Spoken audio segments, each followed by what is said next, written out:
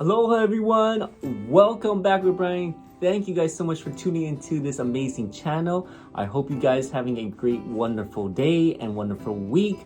So today's topic, guys, we're going to be talking about a new topic for a K1 visa or going through a K1 visa journey and also going through adjustment of status. But if you guys are new to this channel, my name is Brian. I am from Honolulu, Hawaii, and I am showcasing a K1 visa that my wife and I went through. We definitely filed it, we definitely got approved, we got married, and we definitely got our green card for our adjustment status for her to stay here for a permanent residence in the United States. But going forward, folks, this video, as always, is only for entertainment purpose only. I am not an immigration worker. I don't work for USCIs. I'm not a financial advisor.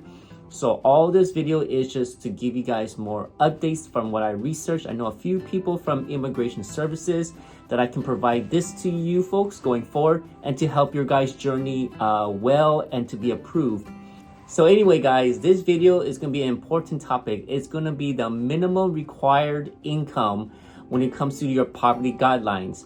So what is that? That's going to be pretty much of the petitioner of how much they can support your fiance or your spouse going forward when it comes to your K1 or your adjustment status journey. So it all depends on different states of how much you have to make per year of annually. So when it comes to your state, you can definitely check it on USCIS on poverty guidelines, and it's gonna be calculated of how much you're gonna be making and how much you're supposed to be making if you're gonna be supporting your fiance. So in my situation, I currently live in Honolulu, Hawaii, and in order to support my fiance when she was living in Thailand, I had to meet a certain required poverty finances when it comes to making sure I can fully support her. And obviously I did, because I do make a pretty good income, so I'm very thankful to have a job as well too. But if I didn't have enough funds, or if I'm not working and everything, then I definitely need a joint or co-sponsor to help me out when it comes to this. So if you definitely need a joint or co-sponsor, you definitely need to fill out the I-134, the affidavit of support, and that's going to be the declaration of finances to making sure that they can help co-sponsor your fiance who's living abroad. So pretty much you can either do the I-134A, which can be online, or you can fill out the forms. We recommend filling out the forms so that you can definitely put more details into it, and it actually signifies that your co-sponsor can provide all these evidence going forward. So once your K1 visa does get approved for your I-129F, you definitely pay the DS-160, you do the pay the fees, and then now you're going to be doing all your documents and putting everything all together with the I-134.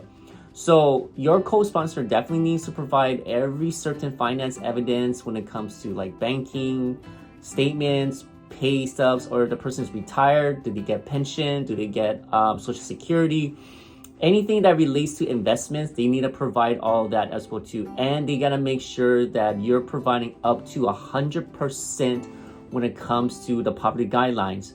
So that's for a K1 visa site. Now, if you guys going to be doing your adjustment status, which is going to be exactly the same thing, you definitely want to make sure you're going to be filling out the I-864 form. And that's going to be the petitioner as well. Once you folks get married within 90 business days, you definitely need to file your adjustment status, and you provide all the forms and all the folders all together. But the one form that petitioner needs to fill out is the I-864 form. And that's the form that's going to be the affidavit of support of finances as well too. So the petitioner needs to make sure that once you get married, now you have a spouse, you definitely need to make sure that you can meet the poverty guidelines up to 100%. That's holding up to two people, you and your spouse. So 2024 has changed, so definitely double check the 2004 guidelines as well to the poverty line. But for Hawaii, if I was going to file it right now, 2024, it got raised up. So my 100% was before was 22,000.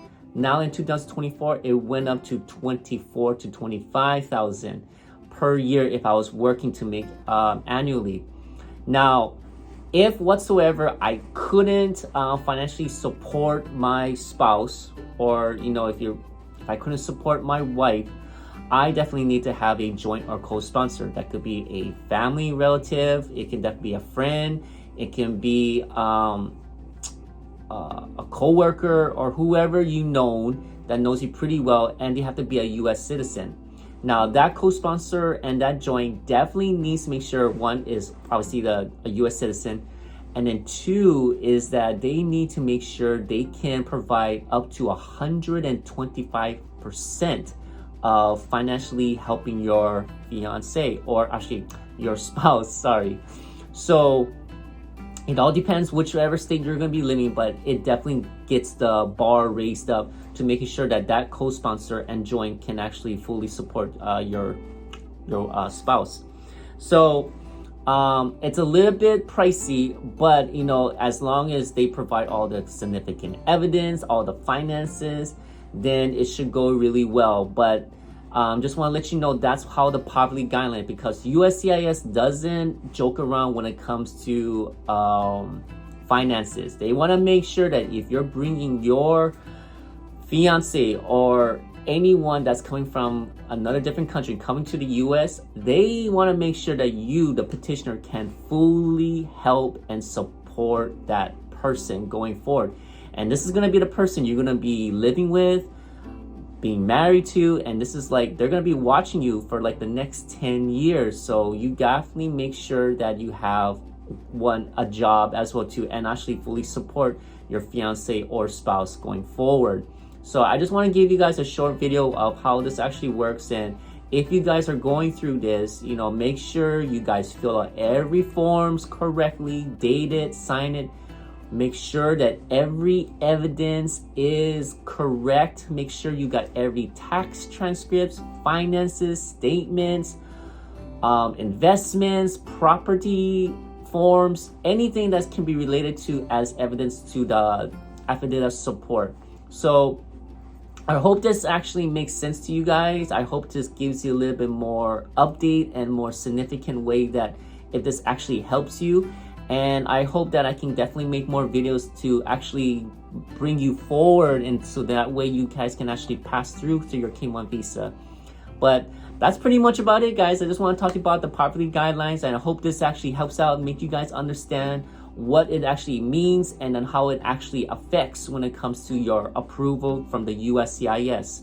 So anyway, guys, thank you guys so much for watching. If you guys enjoy this video, as always, hit the like button, post your guys' comment down below, tell me what you guys think about this wonderful video. If there's any other videos that you want me to do, please post your guys' comments down below. If you guys are new here, smash the subscribe button. Let's get up to 10,000, guys. Let's make sure that I can get 10,000, because the more stuff that I can give to you, the more that I can help you guys get approved. And congratulations to everyone that messaged me that you guys got approved. And you guys know who you guys are, that you guys passed your guys' interview. And congratulations to everyone who actually passed the K1 and that's getting ready for their interview. I mean, you guys did amazing, and I appreciate you guys reaching out to me. And if these videos actually helped you going forward, from the bottom of my heart and my wife, we are very happy to help as much people as possible.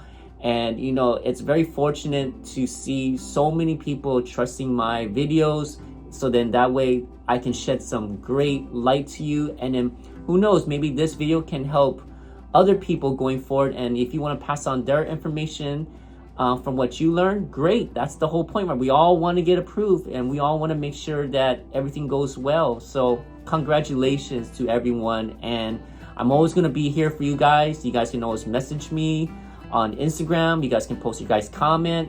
I don't have an email that I know there's a lot of people saying like, how can I email or contact you or calling? I try not to give my personal information out, guys, but I'm always checking my phone, checking my comments, checking my Instagram, making sure I can respond back to you folks. And that's pretty much it. So I do hope you guys have a great, wonderful day. Stay safe. And as always, aloha.